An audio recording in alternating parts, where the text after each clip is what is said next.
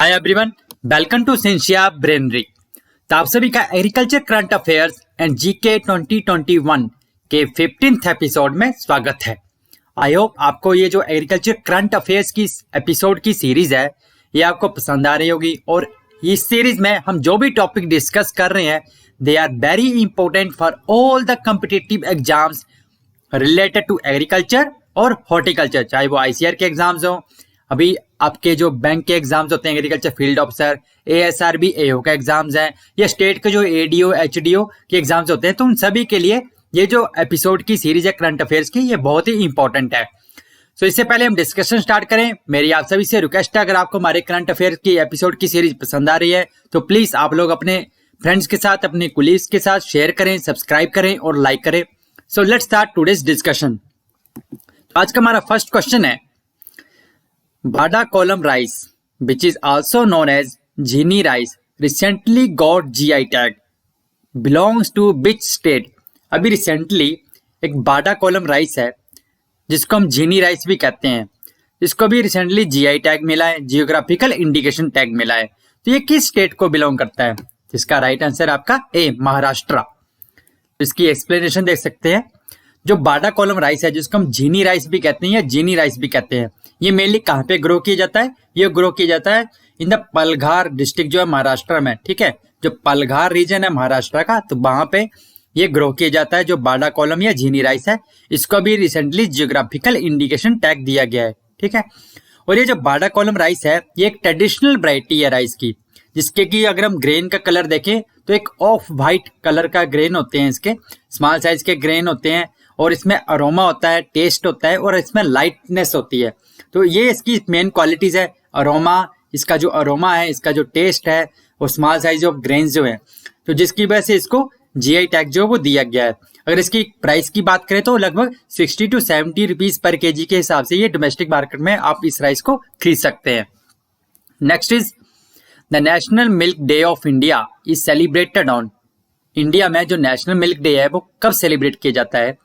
अभी रिसेंटली हमने national milk day celebrate किया, तो ये कब सेलिब्रेट किया? इसका राइट आंसर आपका ए, 26 नवंबर को हमने नेशनल मिल्क डे सेलिब्रेट किया। तो ये जो नेशनल मिल्क डे सेलिब्रेट क्यों किया जाता है? एक्चुअली जो नेशनल मिल्क डे है ये ऑब्जर्व किया जाता है 26 नवंबर को हर साल, to commemorate the memory of birth anniversary of father of white revolution. जो हमारे व्हाइट रेवोल्यूशन के फादर थे डॉक्टर वर्गीस कुरियन, तो उनकी जो मेमोरी में ही ये नेशनल मिल्क डे जो वो सेलिब्रेट किया जाता है। और इस बार जो 26 नवंबर को जो नेशनल मिल्क डे था that falls on the 100th birth anniversary of doctor Verghese Kurien. तो इस बार जो ये कोइंसाइड किया 100th एनिवर्सरी के साथ डॉक्टर वर्गीस कुरियन की। तो जो डॉक्टर वर्गीस कुरियन है उनको फादर ऑफ व्हाइट रेवोल्यूशन भी कहा जाता है, और व्हाइट रेवोल्यूशन किससे रिलेटेड है? मिल्क से।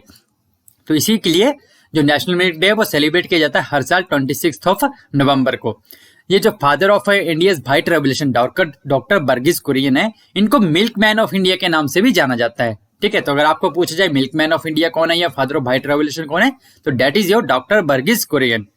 नेक्स्ट क्वेश्चन इज, तो इसमें जो फादर ऑफ व्हाइट रेवोल्यूशन है, अगर हम डॉक्टर वर्गीस कुरियन के बारे में थोड़ा बहुत जाने तो ही वॉज बोर्न ऑन 26 नवंबर को इन 1921 को। कहाँ पे? केरला में इनका जन्म हुआ था 26 नवंबर को ही 1921 में। तो इस बार इनका जो था वो 100th बर्थ एनिवर्सरी था 26 नवंबर को। तो इनकी बर्थ एनिवर्सरी वाले डे ही हम नेशनल मिल्क डे सेलिब्रेट करते हैं। जो ये व्हाइट रेवोल्यूशन है जो मिल्क प्रोडक्शन से रिलेटेड था, तो दिस इज आल्सो, मतलब इसको हम ऑपरेशन फ्लड के नाम से भी जानते हैं, ठीक है। तो he is also famous for operation flood. तो आपको ऐसा पूछा जाए ऑपरेशन फ्लड से कौन एसोसिएटेड है, तो that is your doctor Verghese Kurien. तो इन्होंने एक इंपॉर्टेंट रोल प्ले किया था, जो आपको पता है अमूल ब्रांड जो है उस सभी से आप सभी परिचित होंगे। तो उसकी इस्टेब्लिशमेंट और उसकी सक्सेस में, उसकी सफलता में जो डॉक्टर वर्गीस कुरियन है इन्होंने बहुत ही इंपॉर्टेंट रोल प्ले किया था। और जो डॉक्टर वर्गीस कुरियन है इनको बहुत सारे अवार्ड से भी जो है रिवार्ड किया गया है, जैसे कि रमन मैग्सेसे अवार्ड भी दिया गया था इनको, वर्ल्ड फूड प्राइज भी दिया गया 1989 में, पद्मश्री और पद्म विभूषण अवार्ड भी इनको रिवार्ड किए गए हैं डॉक्टर वर्गीस कुरियन को। Next is, which of the following is not among the 3 farm laws to be repealed by government of India. आपको पता है जो हमारे देश में फार्मर्स हैं लगभग पिछले 1 साल से ज्यादा टाइम से प्रोटेस्ट पे थे अगेंस्ट द जो 3 फार्म लॉज थे गवर्नमेंट ऑफ इंडिया ने अप्रूव किए थे, तो उनको रिपील करने के लिए, उनको हटाने के लिए, उनको रोल बैक करने के लिए जो हमारे देश के फार्मर्स थे वो कंटिन्यूसली पिछले 1 साल से प्रोटेस्ट पे बैठे हुए थे। तभी रिसेंटली गवर्नमेंट ऑफ इंडिया ने ये डिसीजन लिया कि वो इन 3 लॉ को रिपील कर देंगे, मतलब इनको रोल बैक कर देंगे, इनको हटा देंगे। तो ये 3 हमारा क्वेश्चन ये कि ये 3 फार्म लॉज जो थे, ठीक है, तो इनमें से कौन सा जो वो उन 3 फार्म लॉज का पार्ट नहीं है, मतलब इनमें से 3 जो है वो फार्म लॉज हैं बट एक जो वो फार्म लॉ नहीं है। तो इसका राइट आंसर है आपका D, farms corporation crop insurance and disaster management act.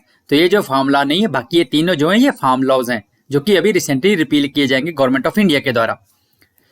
तो ये जो रिपील करने की बात है, आपको पता है जो भी हम लॉज पास करते हैं, ठीक है, पार्लियामेंट में, तो जो आर्टिकल 245 है, ये भी आपको रिमेंबर रखना होगा कि किस आर्टिकल के अंडर ये जो पावर आती है पार्लियामेंट को, जो हमारी लेजिस्लेटिव है उसको पावर है अंडर विच आर्टिकल की वो किसी लॉ को वापस ले सकते हैं, रिपील ले सकते हैं। तो जो आर्टिकल 245 है, ये भी आपको पता नहीं चाहिए, आर्टिकल 245 जो है कॉन्स्टिट्यूशन ऑफ इंडिया का, which gives parliament the power to make laws, also gives the legislative body the power to repeal them through the repealing and amendment act. ठीक है, तो आर्टिकल 245 के अंदर ही हम लॉ बना भी सकते हैं और लॉ को रिपील भी कर सकते हैं। तो ये जो है आर्टिकल जो पावर देता है हमारी पार्लियामेंट को। Next is recently on national milk day the online IVF lab for cattle rearing opened. अभी मैंने आपको बताया कि नेशनल मिल्क डे सेलिब्रेट किया जाता है 26 नवंबर को। तो नेशनल मिल्क डे के ओकेजन पे ही ऑनलाइन मोड में जो IVF लैब है, इन विट्रो फर्टिलाइजेशन की जो लैब है वो ओपन की गई फॉर द कैटल रियरिंग के लिए। तो कहाँ पे ओपन की गई? हसरगट्टा कर्नाटका में, धर्मरोद गुजरात में, या सोलापुर महाराष्ट्र में, बोथ ए एंड बी। तो इसका राइट आंसर है D, both A and B. जो IVF लैब है भी ओपन की गई है, दोनों हसरगट्टा में भी और धर्मरोद में भी, कर्नाटका और गुजरात दोनों में IVF लैब जो वो ओपन की गई, इनॉग्रेट की गई। तो on the occasion of national milk day जो कि सेलिब्रेट किया जा रहा था आनंद गुजरात में, वहां पे जो हमारे यूनियन मिनिस्टर हैं श्री पुरुषोत्तम सिंह रूपाला, जो कि union minister of fisheries, animal husbandry and dairy के यूनियन मिनिस्टर हैं, तो उन्होंने लॉन्च की online IVF labs, in vitro fertilization lab for the cattle rearing. कहाँ पे? हसरगट्टा कर्नाटका में और धर्मरोद इन गुजरात में, मतलब इन दोनों प्लेसेस में, कर्नाटका और गुजरात में ऑनलाइन IVF लैब ओपन की गई। तो इसी ओकेजन पे उन्होंने ये भी कहा कि जो प्राइम मिनिस्टर मोदी हैं, they have also initiated the scheme for the live stock farmer के लिए भी, जिसमें कि लाइव स्टॉक फार्मर को भी किसान क्रेडिट कार्ड दिए जाएंगे। पहले क्या होता था, जो सिर्फ जो क्रॉप फार्मर्स होते थे उनको किसान क्रेडिट कार्ड दिए जाते थे, बट अभी इन्होंने बोला कि ये स्कीम लॉन्च की गई है जिसमें कि जो लाइव स्टॉक फार्मर है उनको भी किसान क्रेडिट कार्ड जो वो दिए जाएंगे, जिसके अंडर जो है वो लाइव स्टॉक फार्मर जो है वो लगभग 3 लाख तक क्रेडिट ले सकते हैं at a very low interest rate पे, जिससे को एनिमल हस्बेंड्री को बूस्ट मिलेगा। Next is India's first digital food museum launched recently in which state. अभी रिसेंटली भारत का पहला डिजिटल फूड म्यूजियम जो वो लॉन्च किया गया है, तो कहां पे, किस स्टेट में इसको लॉन्च किया गया है? तो इसका राइट आंसर है आपका बी, तमिलनाडु में। अभी रिसेंटली जो हमारे यूनियन मिनिस्टर हैं श्री पीयूष गोयल जी, उन्होंने वर्चुअली लॉन्च किया भारत का पहला डिजिटल फूड म्यूजियम। कहां पे? थंजावुर इन तमिलनाडु में। कब? ऑन 15 नवंबर 2021 को। तो ये जो म्यूजियम है ये लगभग 1860 स्क्वायर फीट का म्यूजियम है, जिसको कि डेवलप किया गया बाय द FCI। ये भी आपको याद रखना, किसने डेवलप किया? फूड कॉर्पोरेशन ऑफ इंडिया ने किसके साथ मिलके? तो इन्होंने मिलके जो फूड म्यूजियम बनाया विश्वेश्वरैया इंडस्ट्रियल और टेक्नोलॉजिकल म्यूजियम बेंगलुरु के साथ मिलके ये फूड म्यूजियम बनाया गया, भारत का पहला डिजिटल फूड म्यूजियम, जो कि तमिलनाडु में, कहाँ पे? थंजावुर में लॉन्च किया गया 15 नवंबर 2021 को। और इसकी एस्टिमेटेड कॉस्ट कितनी थी? लगभग 1.1 करोड़। और ये जो म्यूजियम है, this is first of its kind, मतलब एक तरह का एक first of its kind museum है, जिसमें कि डिपिक्ट किया जाएगा, जो ये बताएगा इंडिया की food story from beginning to India becoming the largest food grain exporter. आपको पता है हिस्टोरिकली हम जो थे वो फॉरेन जो है इंपोर्ट पे डिपेंड थे टोटली फूड प्रोडक्शन के लिए, हमारी फूड जो नीड है उसको पूरा करने के लिए। तो कैसे भारत जो है वो फूड एक इनसफिशिएंट से फूड सफिशिएंट कंट्री बना, और रादर हम आज की डेट में फूड को एक्सपोर्ट भी कर रहे हैं।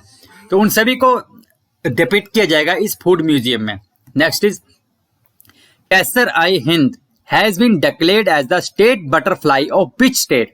अभी रिसेंटली किस स्टेट ने कैसर आई हिंद एक बटरफ्लाई है जिसको अपनी स्टेट बटरफ्लाई जो वो घोषित किया है? तो इसका राइट आंसर है आपका सी, अरुणाचल प्रदेश ने। तो ये आप देख सकते हैं कैसर आई हिंद एक बटरफ्लाई है जो कि अरुणाचल प्रदेश की अब स्टेट बटरफ्लाई बन चुकी है। ये जो कैसर आई बटरफ्लाई है इसकी अगर हम बात करें तो अरुणाचल प्रदेश ने रिसेंटली अप्रूव किया कि ये जो ब्राइटली कलर्ड ये जो बटरफ्लाई है कैसर आई हिंद भी कहते हैं जिसको हम, इसको अपनी स्टेट बटरफ्लाई डिक्लेयर किया अरुणाचल प्रदेश ने। जो कैसर आई हिंद का लिटरली हम बात करें तो इसका मीनिंग होता है एम्परर ऑफ इंडिया, और इसका साइंटिफिक नेम जो है दैट इज योर टाइनोपेल्पस इंपेरियलिस, जो इसका साइंटिफिक नेम है। अगर इसकी विंग स्पैन की बात करें तो इसका विंग स्पैन होता है लगभग 90 to 120 mm का, and it is found in 6 states along the eastern Himalayas में। Next question is who has been appointed as the brand ambassador of TRIFED Aadi Mahotsav? अभी रिसेंटली ट्राइफिड आदि महोत्सव जो है वो सेलिब्रेट किया गया, तो उसका ब्रांड एम्बेसडर किसको अपॉइंट किया गया? तो इसका राइट आंसर है बी, MC मैरी कॉम को। अब देख सकते हैं जो यूनियन ट्राइबल अफेयर्स के मिनिस्टर हैं श्री अर्जुन मुंडा, उन्होंने इनॉग्रेट किया भी रिसेंटली ट्राइफेड यानी कि tribal cooperative marketing development federation limited, जो ट्राइफेड आदि महोत्सव को इन्होंने इनॉग्रेट किया रिसेंटली। कहाँ पे? दिल्ली हाट, जो न्यू दिल्ली में जो दिल्ली हाट है वहां पे। तो इस ओकेजन में जो हमारी ओलंपिक मेडलिस्ट है और बॉक्सर है, वर्ल्ड चैंपियन है और पद्मा विभूषण अवार्ड से भी सम्मानित है MC मैरी कॉम, तो इनको एज ए ब्रांड एम्बेसडर जो वो डिक्लेयर किया गया ऑफ द ट्राइफेड आदि महोत्सव का। जो ट्राइफेड आदि महोत्सव है आप याद रखिएगा ये एक नेशनल लेवल का फेस्टिवल है, ठीक है। Next is the government of India has set target to raise the mustard production by how much million ton by 2025 to 2026? तो भारत सरकार ने 2025-26 तक कितना टारगेट रखा है मस्टर्ड की प्रोडक्शन को बढ़ाने के लिए? इसका राइट आंसर है बी, 17 मिलियन टन। आपको पता है जो गवर्नमेंट ऑफ इंडिया ने एक प्लान लॉन्च किया है जिसके अंडर क्या है कि around 9 million hectare of land जो है एक्स्ट्रा जो लैंड है वो मस्टर्ड कल्टीवेशन के अंडर लाई जाएगी, और जो मस्टर्ड प्रोडक्शन है उसको 17 मिलियन टन तक बढ़ाया जाएगा बाय 2025 to 2026 में। आपको बताएं भारत जो एक लार्जेस्ट इंपोर्टर है ऑयल एडिबल ऑयल्स का, ठीक है। हम जो एडिबल ऑयल्स के लिए मोस्टली इंपोर्ट पे डिपेंड है, लगभग 70% ऑफ एडिबल ऑयल जो हम इंपोर्ट करते हैं, और उसमें भी जो मेजर है that is your palm oil जो सबसे ज्यादा इंपोर्ट किया जाता है। तो इसलिए जो इंडिया को सेल्फ सफिशिएंट बनाने के लिए एडिबल ऑयल्स में तो डिफरेंट स्कीम जो गवर्नमेंट लॉन्च कर रही है, तो उसी के अंडर जो मस्टर्ड प्रोडक्शन को भी एनहांस किया जा रहा है। 17 मिलियन टन का टारगेट रखा गया है बाय 2025 तक इसको बढ़ाने के लिए। अभी आप करंटली बात करें तो राजस्थान जो वो लार्जेस्ट प्रोड्यूसर है टोटल मस्टर्ड का इंडिया में। नेक्स्ट इज अर्का परी इज ए वैरायटी ऑफ, अभी रिसेंटली अर्का परी एक वैरायटी लॉन्च की गई है IHR बेंगलोर के द्वारा। तो ये किसकी वैरायटी है? तो अर्का परी जो वो एक वैरायटी है मैरीगोल्ड की। अर्का परी की अगर हम बात करें तो एक फ्रेंच मैरीगोल्ड की वैरायटी है जो कि फोटो इंसेंसिटिव है वैरायटी है और ड्वार्फ टाइप की वैरायटी है मैरीगोल्ड की, ठीक है। और इसके फ्लावर जो होते हैं वो ऑरेंज कलर के फ्लावर होते हैं और डिफरेंट लाइट टेम्परेचर कंडीशंस पे ये इसका जो डिफरेंट टिंज कलर की फ्लावर्स आती हैं, मतलब डिफरेंट शेड्स के फ्लावर आते हैं इसमें, और इसमें फ्लावरिंग जो आप थ्रू आउट द ईयर इसमें फ्लावरिंग देख सकते हैं। तो अर्का परी जो वो मैरीगोल्ड की वैरायटी है। Next is Amul launch recently the first Honey product with the name. भी कुछ टाइम पहले आपने भी न्यूज में सुना होगा कि अमूल ने रिसेंटली हनी प्रोडक्ट लॉन्च किया है। तो किस नाम से लॉन्च किया है? स्वीट हनी, अमूल स्वीट या अमूल टेस्ट? इसका राइट आंसर आपका बी, अमूल हनी। अमूल आपको पता है मेनली डेयरी प्रोडक्ट से लिंक्ड है, जो कि डेयरी प्रोडक्ट को लॉन्च करते हैं, प्रोड्यूस करते हैं। बट रिसेंटली इन्होंने अभी हनी की तरफ भी अपना मूव जो किया है, तो उन्होंने अमूल हनी के नाम से अपना फर्स्ट प्रोडक्ट जो वो अमूल हनी लॉन्च किया है। जो union minister for agriculture and farmer welfare हैं श्री नरेंद्र सिंह तोमर, उन्होंने 28 सितंबर को लॉन्च किया अमूल हनी, जो कि एक प्रोडक्ट है by the Gujarat cooperative milk marketing federation limited under the active cooperation with the national bee board. तो अमूल हनी जो वो एक अमूल का प्रोडक्ट है, फर्स्ट प्रोडक्ट है अमूल का इन द हनी में, अमूल हनी के नाम से। So this is all about today's. अगर आपको हमारा आज का वीडियो अच्छा लगा हो तो प्लीज आप लोग जितना हो सकता है आप लोग शेयर करें, सब्सक्राइब करें और लाइक करें, एंड स्टे ट्यून्ड विद सेंशिया ब्रेनरी। अगर आपको इस लेक्चर की पीडीएफ चाहिए तो आप हमें टेलीग्राम चैनल पे रिक्वेस्ट कर सकते हैं, सेंशिया ब्रेनरी के नाम से हमारा टेलीग्राम चैनल है। So with this I will say thank you, stay happy, stay blessed, stay safe.